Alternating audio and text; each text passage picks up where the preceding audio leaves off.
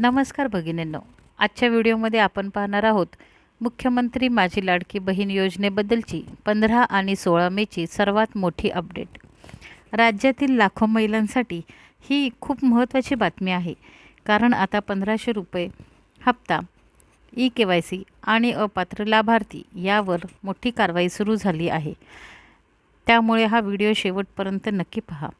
मित्रांनो, भगिनींनो, सर्वात आधी मोठी बातमी म्हणजे अनेक महिलांच्या खात्यात मार्च महिन्याचे 1500 रुपये जमा होण्यास सुरुवात झाली आहे। अनेक महिलांना बँकेचे SMS येत आहेत, पण दुसरीकडे अजूनही लाखो महिलांना पैसे मिळालेले नाहीत। त्यामुळे महिलांमध्ये संभ्रम आणि नाराजी दोन्ही वाढताना दिसत आहे। आता सर्वात मोठा प्रश्न हा 3000 किंवा 4500 एकत्र मिळणार का?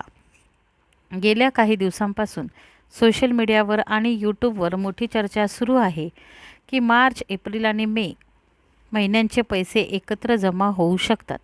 काही रिपोर्ट्समध्ये 3000 तर काही ठिकाणी 4500 बद्दल चर्चा सुरू आहे। मात्र सरकारकडून अजून कोणतीही अधिकृत घोषणा करण्यात आलेली नाही, त्यामुळे महिलांची उत्सुकता वाढलेली आहे।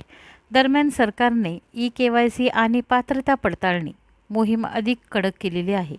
सरकारच्या तपासणीत तब्बल 66 ते 70 लाख महिला अपात्र ठरल्याची माहिती समोर आलेली आहे।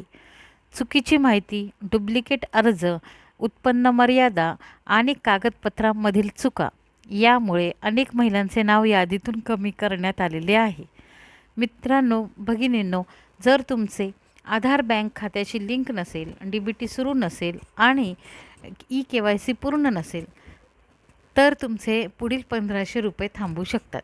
त्यामुळे सरकारने सर्व लाभार्थींना तातडीनं KYC पूर्ण करण्याचे आवाहन केले आहे। आता एप्रिल महिन्याच्या हप्त्याबद्दल बोलायचे झाले तर अजूनही अनेक महिलांच्या खात्यात एप्रिलचे पैसे आलेले नाहीत। सरकारकडून अंतिम पडताळणी सुरू असल्यामुळे पेमेंट उशिरा होत असल्याचे सांगितले जात आहे। त्यामुळे पुढील काही दिवस महिलांसाठी खूप महत्त्वाचे असणार आहे। सरकारने योजना बंद होणार असल्याच्या अफवा देखील फेटाळून लावल्या आहेत। पात्र महिलांना पुढेही योजनेचा लाभ मिळणार असल्याचे स्पष्ट करण्यात आलेले आहे। भगिनींनो, तुमच्या खात्यात मार्चचा हप्ता आला आहे का? तुम्हाला वाटतं का की सरकार 3000 किंवा 4500 एकत्र देईल? कमेंटमध्ये नक्की सांगा। व्हिडिओ आवडला असेल तर लाईक करा, शेअर करा आणि आपल्या चॅनलला सबस्क्राईब करायला विसरू नका।